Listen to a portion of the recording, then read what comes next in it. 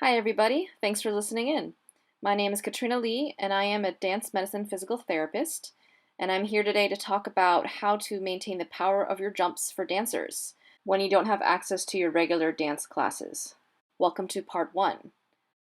The virtual dance classes that most dancers are taking are great to help maintain technique, but dancers are not able to jump and really move at home. Dancers will lose their power for jumps during COVID-19, so I created this video to help. Part 1 today will be about how to protect yourself when jumping outside of the dance studio. We'll start today with low impact exercises, and in our next videos progress to medium and then high impact. So a little about me. I most recently worked for Westside Dance Physical Therapy in New York City, and I served the New York City Ballet, School of American Ballet, and the Broadway community. I now work for Agile Physical Therapy, located in Palo Alto, California.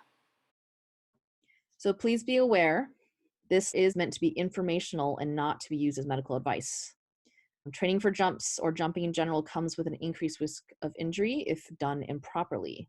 So if you have any questions regarding an injury, please seek the help of a medical provider. In the case of an emergency, please call 911. So before we jump in, let's go over some basics first. This video series of exercises are for dancers, specifically those at a high level of physical fitness who need to maintain the athletic component of dance, but don't currently have access to their normal dance schedule or setting. Do not perform these unless you were able to fully participate in your normal dance program prior to losing access. These exercises are designed to mimic the stress and impact of the Petite and Grande Allegro, so you can maintain your musculoskeletal strength, power, agility, and speed. The supplemental training outside of the technique class has been shown to improve dance technique, giving such things as stronger turnout, higher legs, higher jumps, and also decreases the risk of injury in dancers. These exercises should be done immediately after your virtual dance class when the body is still warm. You can always choose to do these exercises separately from the class, but you need to make sure your body is sufficiently warm, as some of these exercises are going to be very physically challenging. And so why these exercises are so important to do during shelter in place, you don't just want to wait until your program comes back before you jump again. You actually do want to maintain some physicality to protect your body. This is because of deconditioning. So deconditioning basically happens within about 2 days to 2 weeks of any physical inactivity. So typically the more fit you are, the longer that takes. However, we're now in our 3rd week of shelter in place, so all the dancers are to some degree less fit. Good news is that deconditioning can be reversed or kept at bay using exercise. However, this takes time, and the longer that the period of inactivity lasts, so however long shelter in place lasts, the longer you will have to spend training to come back to the same level you were before this all started. Dancers who come back too fast or do too much too soon are at a high risk of injury.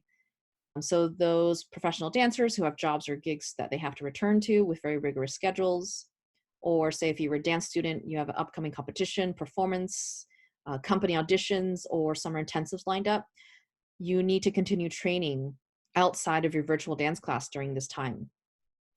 So how can we safely jump outside of the dance studio?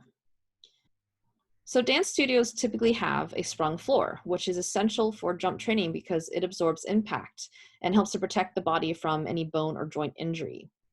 If your studio has a sprung floor, that means that your body has adapted to the decreased impact that a sprung floor gives when you jump.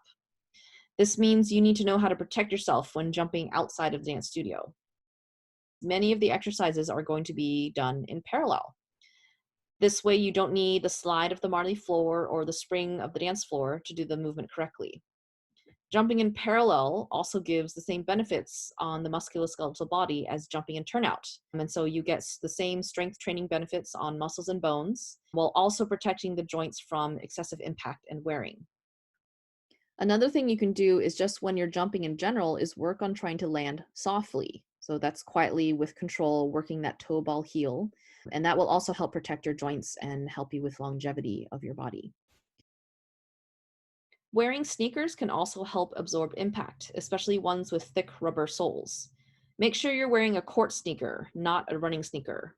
This is because running shoes have a flared base, because you're running in one direction forward. And so that flare will give runners a little ankle stability.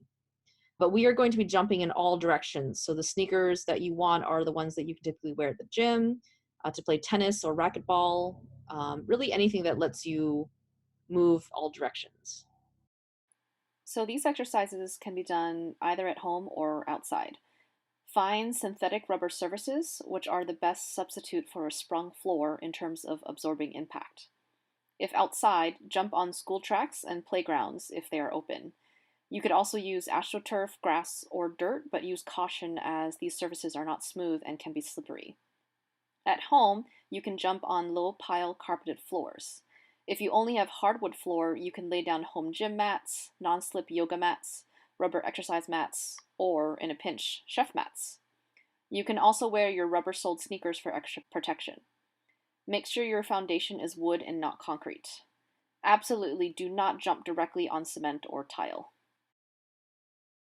For those dancers who are unfamiliar with working in parallel, these are some tips for success when jumping in parallel.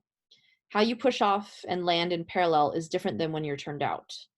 Make sure for these exercises you have a good sense of the form before you start jumping. For push off, keep your weight forward, but make sure your heels don't pop off the ground. You actually get more leg power for your jump when you can push the heels into the ground. When landing in parallel, make sure you're using both the hips and the knees to bend and absorb impact. This is different than the typical jumping when you're turned out where you're trying to keep the trunk upright. Being able to lean forward actually helps to recruit more glute and core strength when you jump. Make sure your knees do not collapse inward. This tends to happen more often if you're used to jumping turned out and then you suddenly switch to parallel. So another reason that you really want to make sure that you have the form, you have the pattern down before you start increasing the speed and the power. In general, try to keep the center of your knee in line with the second toe. So if any doubt with the exercises I'm about to give, start with the ones you're already familiar with. The adage of training, start low, go slow. Don't go too crazy at first until you know how your body is going to respond to these new exercises. So now let's jump into the exercises. In the next few slides, I'll be giving multiple options for exercises that boost either the cardiovascular endurance, agility and speed, or strength and power. So after your virtual class, pick 1 to 3 from each of the 3 categories. Make sure you have at least 2 rest days spread out over the week, such as having a rest day Wednesday and a rest day Saturday each week. This is because these exercises are more physically challenging than your typical dance technique class. Technique class, you could do one every single day if you're used to that. But the human body gets stronger by slow adaptation.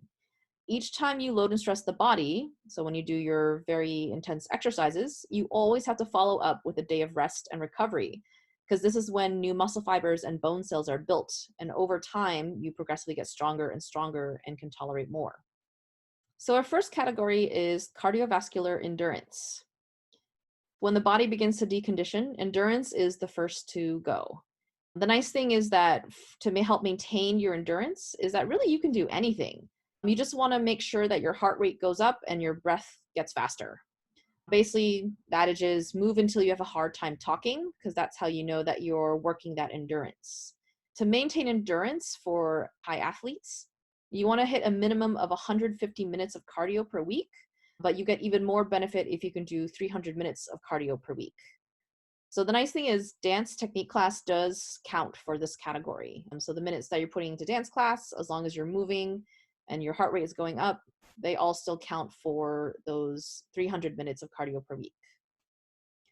Our next category is agility and speed. So these exercises, I'm going to give you different patterns that you're going to try and master.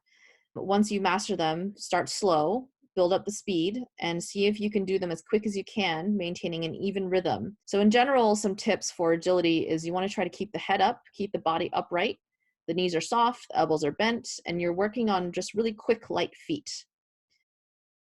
So for our final category, we're covering exercises that boost strength and power. So for these next exercises, you have to make sure that you can master the balance and the form before you add the explosive power of the jump. So here's the full comprehensive list of low impact exercises. So those of you who don't have access to any rubber floors, or say live in an apartment and don't want to bother your neighbors, you can still do these exercises. While these are not as aggressive or high impact as the exercises in our part 2 video, these exercises will still give similar strength training benefits. Please note that only the exercises with asterisks are in the video demonstration next. Cardiovascular low-impact exercises are not included because they are just activities that you can do.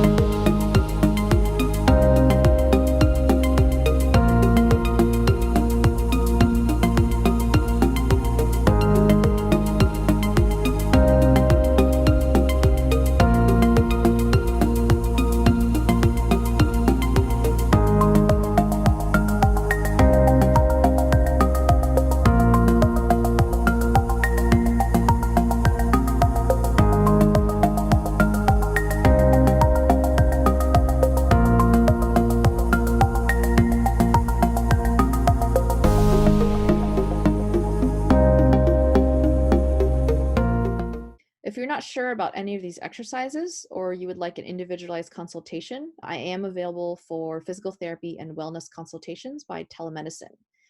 And if you're interested, please visit agilept.com/telehealth for more information. So that's it for today. Dancers, work on mastering these low-impact exercises first. We will be building on these exercises and adding more impact in our next part 2 video, coming soon. Thanks for watching!